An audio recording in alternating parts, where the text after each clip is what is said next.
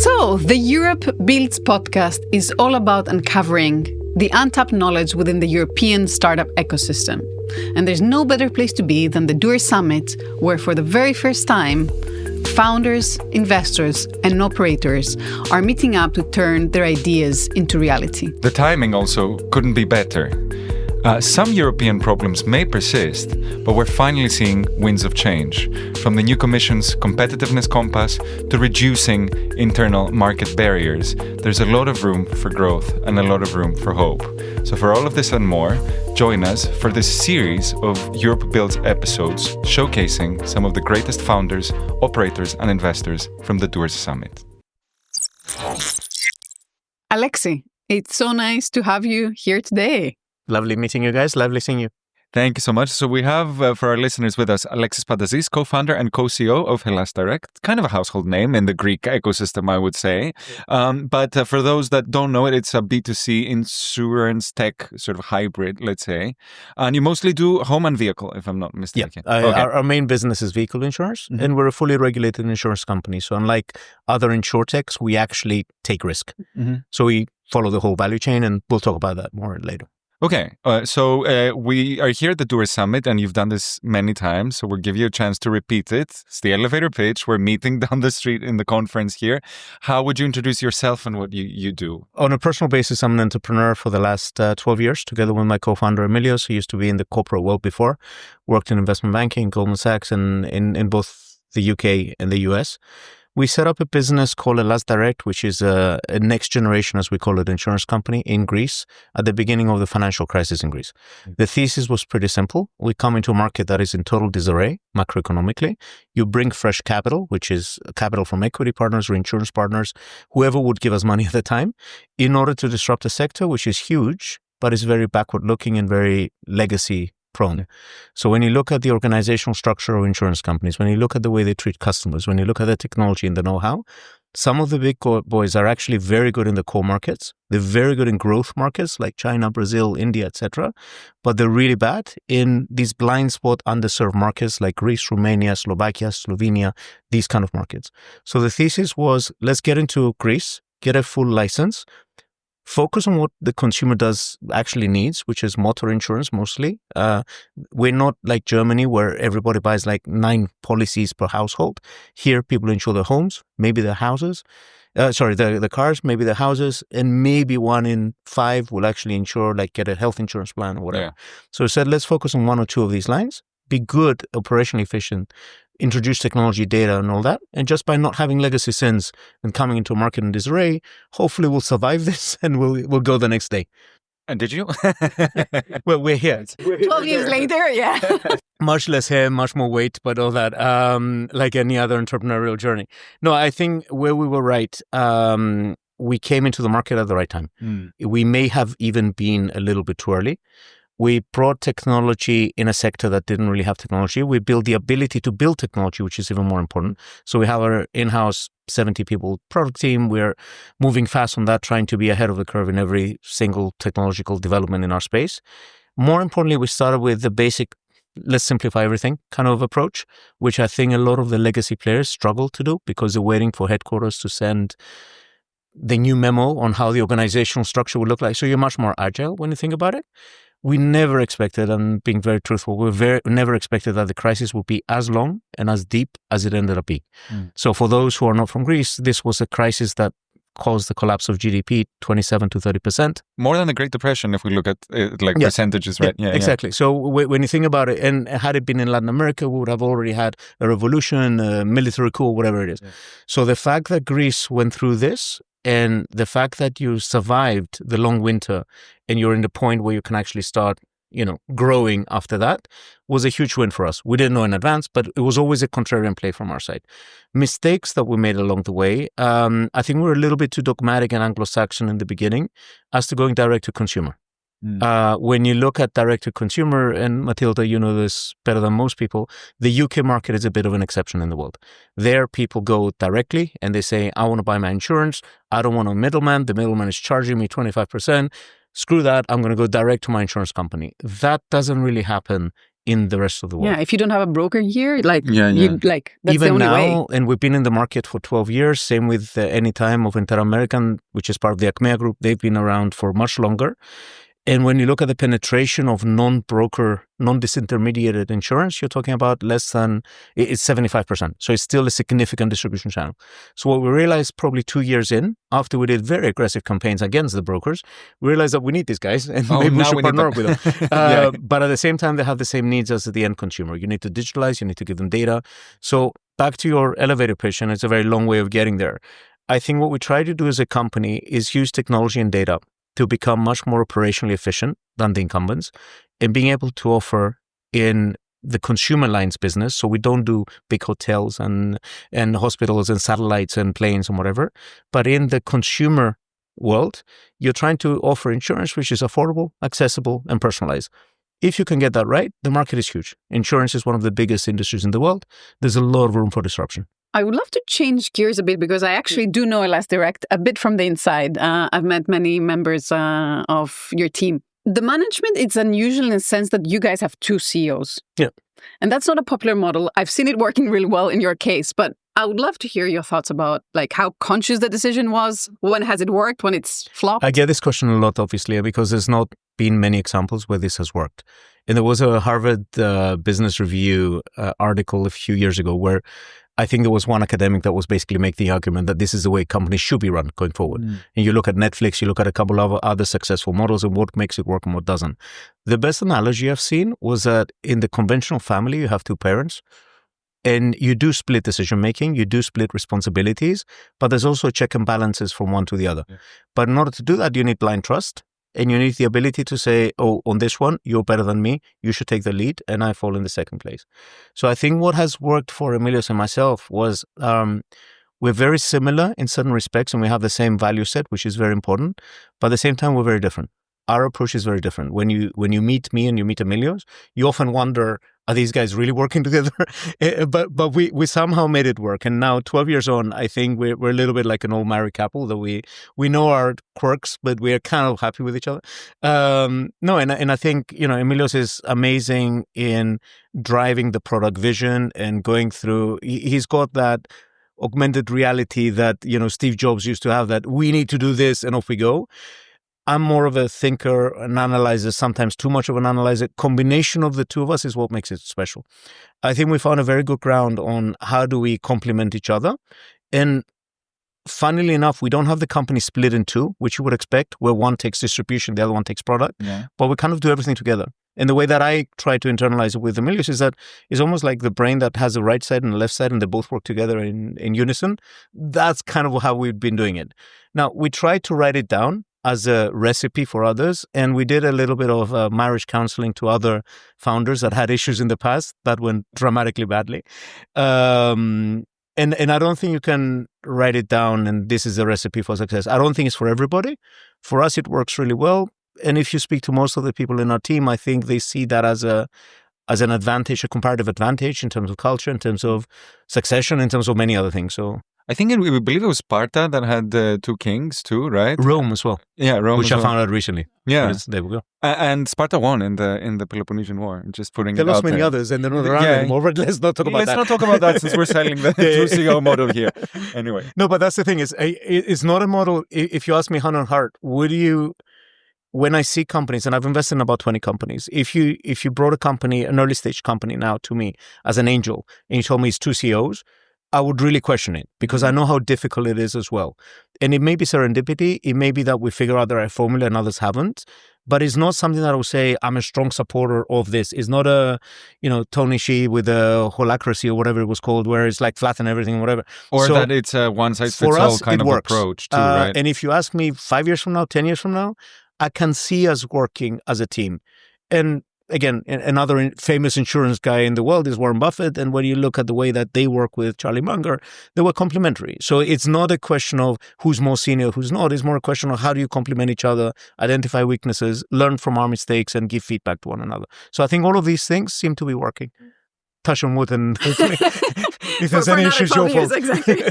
And you've been operating like for maybe 10 years in a single market. Yeah. 11, yeah. And then you decided to go abroad. You went to Romania. Kind of, what were the key challenges you faced in this journey? There are not that many startups, at least in the Greek ecosystem, that have done this move. So maybe like some I think that's insights there. And something that we always disagreed with the local VC universe over here. I can understand why they do it, but we always disagreed with that approach. A lot of people say use Greece because it's a small market as a pilot. And after 3-4 months, spread your wings and go to another market, which is bigger and bigger TAM and all that stuff. I think where I fundamentally disagree with that is that when you look at Greece, it's a very sheltered economy where you can actually unlock a lot of profit pools. So if you stop thinking about total addressable market and you start thinking on profit pools, Greece is full of them. And when you look at last mile kind of situations, whether it's food delivery, whether it's stuff like that, there's a lot of money to be made in Greece. So you don't need to go to other markets unless you're on a plan to really quickly do a quick flip and sell the company to somebody who doesn't have a geographical footprint. So for us, in the beginning, we came in a regulated sector. You had to raise a lot of money. Our first round was 10 million. Getting into this market and trying to say that, okay, I'm going to immediately go to Italy, Brazil, whatever, it's the wrong strategy. Get on your own 2 feet, build your technology, understand the unit economics, make sure this works. And we went for a strategy where you say, can I conceivably see that in the next 5 years, we'll get a 5 to 20% market share in Greece? And if I can see that, stay here and build it well, build your moat, build your brand.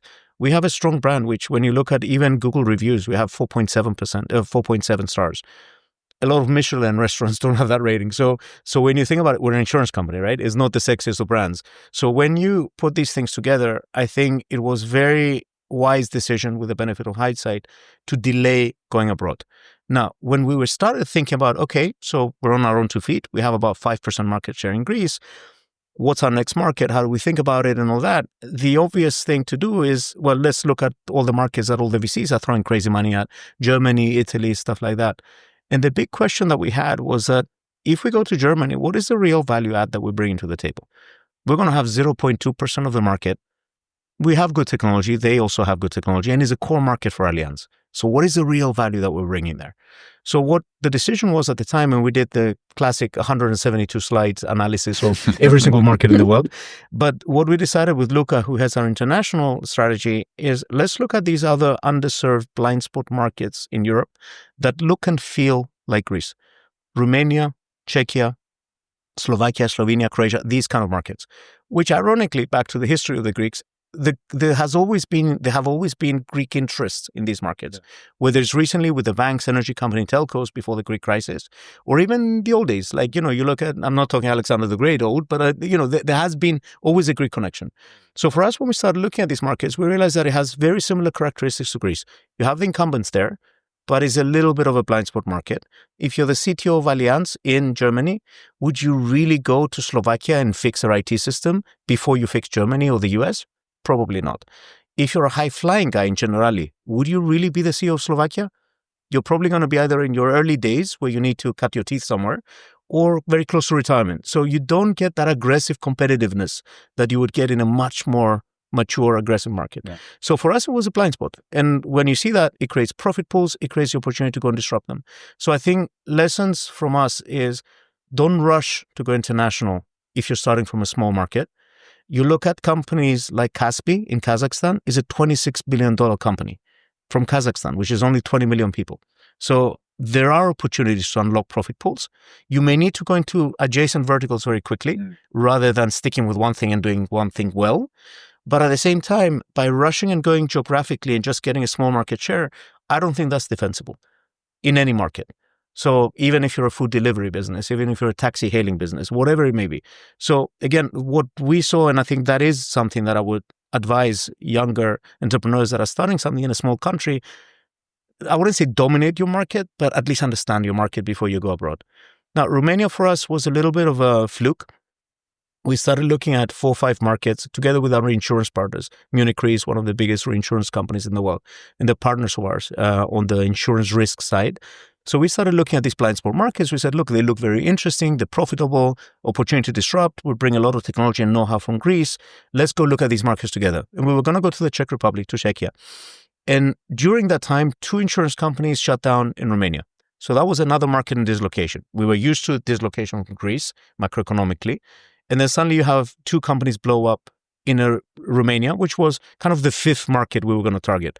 So I said, okay, screw that. We're going to go to Romania. Let's go straight there. Yeah. And that was partly you design your own luck and you're a little bit lucky along the way. But I think that was great for us because in a very short period of time, we're bigger in Romania than we are in Greece now. We took a lot of the technology and the know-how. We proved to ourselves that we can go cross-border. So now that we're going to Czechia as a third market, and with Cyprus is a fourth market, we feel pretty confident that the model works. But it wasn't a question of let's go for the big markets because that's where all the investors are throwing money at. We don't think we have an edge there. We went for these blind spot markets and we did it at a pace which I would argue was probably the right one with the benefit of hindsight. Can I have a quick question here? Because you have a very strong brand in Greece, right? And a very big brand awareness. And in fact, Hellas, for those that might not know, is like the Greek name for Greece, right? And now you're making this expansion into a new market. Like, did that sort of create a challenge where you're like, do we have to? Yeah. So how do you navigate that? And for those who don't know, and to add to the complication here, the first four letters of Hellas is hell. And our colors are black and white. So if I were a marketer on the other side, I would have a field day. But when we went to Romania, we actually did a bunch of consumer studies and we spoke to our local partners there. And we said, guys, what do you want us to be called? We can change our name. We can be called anything, right? And they said, actually, most Romanians love Greece. Most Romanians come, I think about 60 or 65% of Romanians have been to Greece. When you go to islands like Thassos in the summer, which is in the north part of Greece, I think about 90% of the people are Romanian. So there is a close affinity to Greece. So they said, no, Hellas is fantastic. We'll keep Hellas direct, which is weird because, we're in Romania, so it's no longer Hellas. And we're not selling just directly. We're distribution agnostic. We're selling through brokers, so we're not even direct. Yeah. But somehow in the mind of the Romanian consumer, that clicked. We're building a brand now from scratch. So we're spending some money on marketing. We're getting a lot more press awareness and all that stuff. So until now, the name didn't really matter. Now it's becoming, I wouldn't say a household name yet, but we'll get there. Now, the interesting one was when we said, okay, let's go to the Czech Republic. Much more Germanic in nature. Very different to the Romanians that are.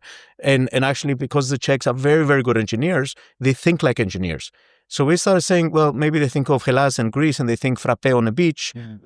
Do I really trust somebody for my insurance if I go there? With my life? And then we said, okay, let's test it with a consumer. We're numbers geeks, so we said, let's try that. And we tried a couple of alternatives. So we were literally ready to press the print button to print hoodies and whatever in the office. And the reality was that, no, Hellas Direct is fine. So like, okay. So I think we're stuck with it. The only reason we chose in the beginning, it cost $39.99 on GoDaddy. And that was cheap. Emilios locked it in. And yeah, there was not much more thinking than that. I will say that Greece has a phenomenal brand. Like for a small country, like the idea of Greece has a brand that we're very lucky to have it, right? So despite the decade that we went to that we mentioned. I think, and again, the benefit of being in a very unsexy industry that people don't buy insurance because they want to buy insurance. Yeah. They buy insurance because they feel that they have to. Either because somebody told them to, as in the state, they tell you unless you have insurance, you can't drive. Or because if it's health insurance or something like that, it's a part of your life planning mode.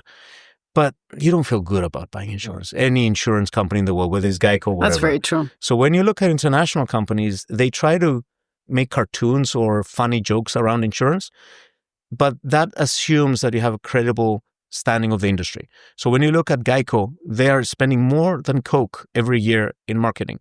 They spend about 1.2 billion in advertising. I didn't know that. When you think about some of the best campaigns, ad campaigns in the US, Super Bowl, et cetera, you look, some of them is Geico has about 5 ads playing at the same time for different customer segments. So insurance is one of those sectors that is so unsexy that some of the most creative minds are trying to crack it. Now, the difference with Greece was that we started from a place that there has been 11 bankruptcies of insurance companies when we were entering. And then we went through the Greek crisis. You couldn't start with a little cartoon or the Churchill dog from Admiral from the UK or things like that. We had to start with a more serious kind of tone. Eventually, as we started building trust and we earned the trust of our tribe, we were the people that were a little bit more innovative, a little bit more digital and all that, then we could start playing around a little bit. And I have to say that the last 2-3 years, we brought in George Pigopoulos, who used to be at Nike before, and Hanneken. So we brought a proper CMO, as opposed to me trying to do things on the side with the team. And that took us to the next level. And the other thing that we realized is that we started fixing roads in Greece, and that was almost by chance. And when we tested with consumers after doing it for 2-3 years, where we fixed pedestrian crossings and potholes, we realized that the consumer loved it as an idea.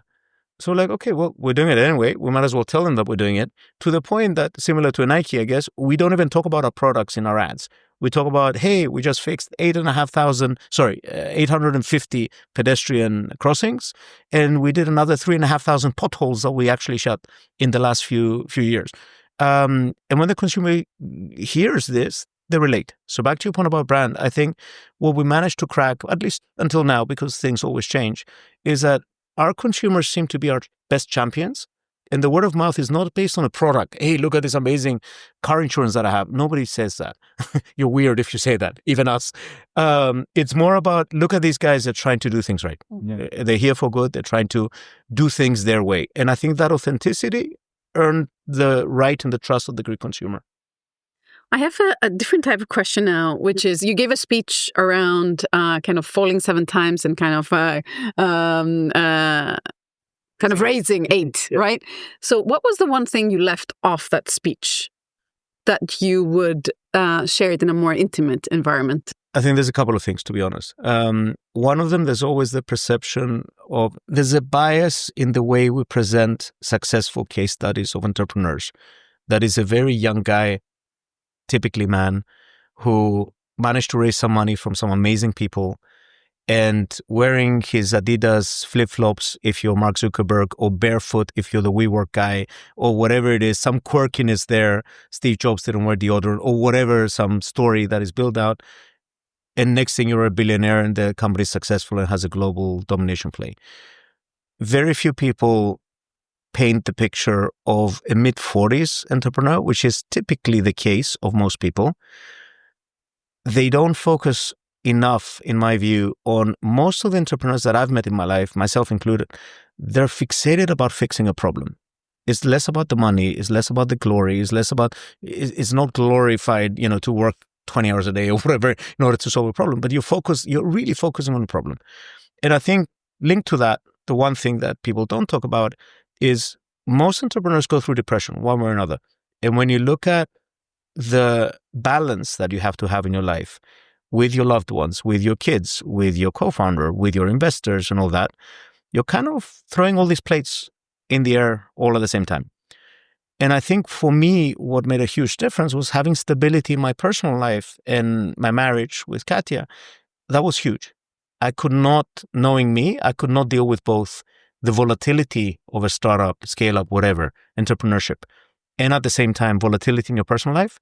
That must be very difficult to do. So the burnout of entrepreneurs, the depression of entrepreneurs, the insecurity of every single one of us, that is like, you may look successful from the outside in, but there's always something that is bugging you. I think there's not enough focus of that. Now, the speech at this event was much more about aspiring entrepreneurs, and let me tell you about the journey and this and that and the other. I think if you actually showed the facts and the stats of how many entrepreneurs are depressed, suicide, this and that and the other, is something that we typically don't talk about. We like to idolize the flip-flop wearing 18-year-old dropout from Harvard that made, Facebook. How do you push founders to break out of this loneliness? Because it's kind of also an inherently lonely journey, even if you have a stable relationship with a partner, but can you actually convey all of that obsessive ideas or the stress and everything every single time? It's people showing vulnerability. Mm-hmm. I think, and thankfully in the last few years, I think there has been a shift. When you look at the entrepreneurs of the 80s and 90s, when you look at people even later on, I think it was very much macho person or a very strong woman that is changing the world and all that. But showing vulnerability was not something commonly accepted. I think now a lot more people are open to that. A lot more people publicly come out and say, look, I went through a shitty time. Let me tell you about it. And I think even, podcasts and shows like this one, I think is very important, because you get people to open up and they say, look, life is not that rosy all the time. And even if it's somebody that just closed a huge round at a huge valuation, whatever, you don't know what they're going through on the personal life. So how do you get entrepreneurs to get over this? I think, admit that there's an issue and there's a problem there, obviously. By definition, the business we're all in is constant failure and constant picking your pieces up and try to go forward. That's what drives us. It's your superpower and your biggest weakness at the same time. And I think getting more people to talk to one another. So I spend a lot of my time, same with Emilio's, spend a lot of time with younger entrepreneurs or people, you learn from every conversation, both ways. So I think having that break glass in case of emergency with people around you that think like you, I think that's important. You touch upon vulnerability, which is always like an internal battle for me. It's like, I 100% agree with you that you have to appear more human to the people around you. But at the same time, at least for your teams, you have to put on the brave face and you have to be the one that is actually saying, okay, we're going to make it happen. They are asking for this confidence. Yeah. Like, how do you balance this? How do you think about like this duet? I think it's hard to say, and I have to reflect on our journey with Emilio's. I think that combination of the two of us gives them both or gives the company both. But it doesn't mean that somebody who shows vulnerability is not strong-willed or focused on what the end goal is and how do we get there. I think modern day leadership, it's very important to be authentic. And it's very important from the very beginning to figure out what are the values that you believe in as a leader. And when you look at organizational design, when you look at the classic hierarchical structures, and when you look at, how organizations have evolved through time, especially now with tech and AI, which they dramatically have an impact, I think the leader is more of an orchestrator or more of a player coach type of person, rather than I know the vision, I'm going to tell you what to do. There's very few Elon Musks in the world. And I don't think that... I agree with that. and when you look at Steve Jobs, he was unbelievably charismatic and iconic and a visionary, product visionary and whatever. Most people, excuse my French, say that he was an asshole. It doesn't mean that you have to be an asshole to be a good leader. I think it's the opposite, that he was fantastic despite the fact that he was an asshole. Yeah. But he was so good at some things that they overcompensated. So I think there's a lot of self-reflection that goes with entrepreneurship. And I think one of the struggles that I have with industry, as you mentioned before, is that there's too much attention on this is how the way you should behave. And, Elon Musk is a very specific individual. Mark Zuckerberg is a very specific individual. Bezos, a very specific one. I wouldn't try to be like them. Just try to be yourself and try to adjust yourself as a leader in your organization. If you do that, people will follow you and they will fall for you. So I think, again, my learnings, at least the last 12 years, is be truthful to people. When you have a shitty day, say you have a shitty day. We believe in brutally honest feedback in the company. And even if I don't say it the right way, it starts from a good place. So I think all of that, I think is very important. But be authentic. I think that's one thing that, trying to copy somebody else and be, it's good to have role models, but choose what you pick from each one of them as opposed to try to copy who they are. Yeah. Okay, and I guess to conclude, we asked a couple of questions. I'm sure people have asked you a couple of questions at the Doer Summit. But what is one question that you wish you were actually asked about what it's like to be a founder that people don't really ask you?